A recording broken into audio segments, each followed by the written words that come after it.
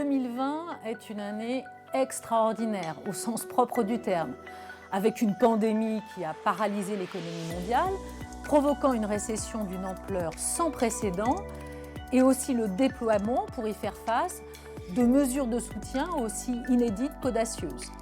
Alors ces opérations de portage des économies ont bien fonctionné puisqu'elles ont permis une reprise de l'activité tout aussi historique, avant hélas une rechute de l'activité en fin d'année du fait de la résurgence de l'épidémie.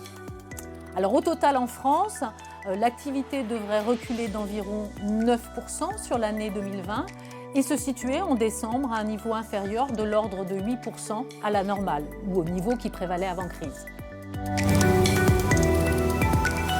Vous pouvez l'imaginer, les perspectives d'activité pour 2021 vont évidemment dépendre du scénario sanitaire.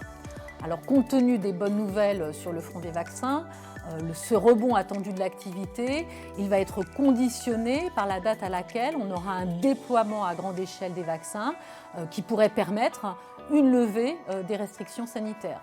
Alors, c'est une hypothèse qui nous paraît plausible, mais plutôt en deuxième partie d'année. Alors, en attendant, l'État devrait rester mobilisé avec des mesures de soutien ciblées.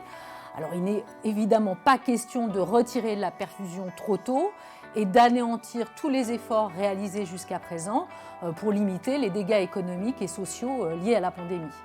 Et puis, il y a aussi ce plan de relance de 100 milliards d'euros qui va être effectif dès l'année prochaine et va permettre de soutenir la reprise.